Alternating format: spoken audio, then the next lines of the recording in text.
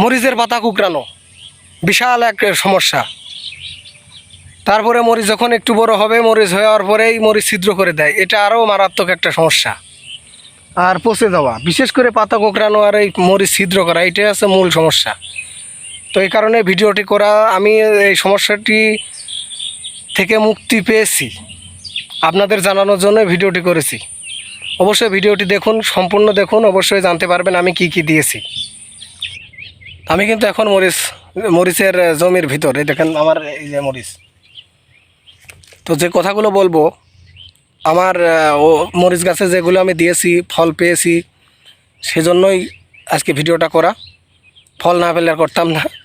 তো ভিডিওটি সম্পূর্ণ দেখুন, তাহলে যারা মরিচ চাষ করতেছেন, আমার মতো সমস্যায় ভুগতেছেন, তারা অবশ্যই অনেক কিছু শিখতে পারবেন। হয়তো আমি এই প্রথম চাষ করতেছি, তারপরেও বেশ ভালোই লাগলো এই যে ওষুধগুলো দিয়ে।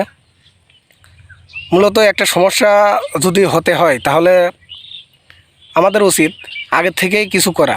হয়তো আমি নতুন, এজন্য হয়তো আমি আগের থেকেই দিতে পারিনি। আবার হয়তো বলতে পারেন যে একটা রোগ হওয়ার পরে দেওয়া উচিত, এটাও ঠিক।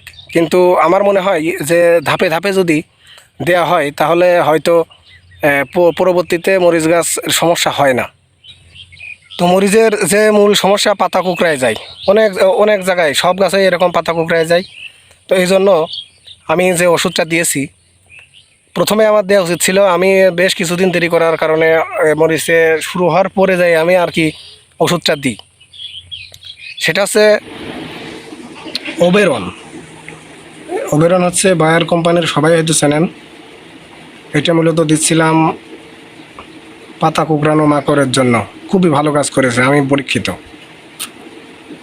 আমি নিজেই ব্যবহার করতেছি, আজকেও করব।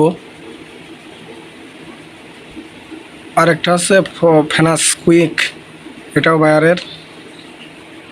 এটা হচ্ছে যে পোকা ছিদ্র, মানে মরিচ ছিদ্র করে ফেলে, ওই পোকা দমনের জন্য ব্যবহার করি। এটাও খুবই ভালো কার্যকর। এটা দেওয়ার পর থেকে পোকা তেমন একটা আর নেই বললেই চলে। আর এটা তো চেনেন সবাই, প্রচারের জন্য দিচ্ছি। মানে এক এক সময় এক এক ব্র্যান্ড চেঞ্জ করা হয়, এক এক কোম্পানি আমি চেঞ্জ করি। এটাও বেশ ভালোই কাজ করছে। এর আগে এমএসটা টপ দিতাম, 2বার দিয়েছি, এবার কারিনা দিচ্ছি, আবার চেঞ্জ করব। তো আর জাব সাদা মাছির জন্য ব্যবহার করছিলাম মোভেন্টো আজকে দিচ্ছি না।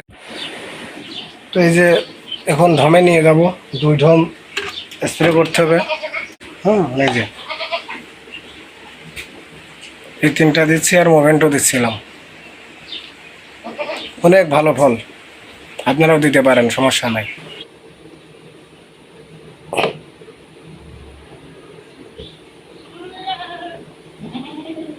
একটার মধ্যে রেখে দিয়ে দিলাম, এই যে দেখুন।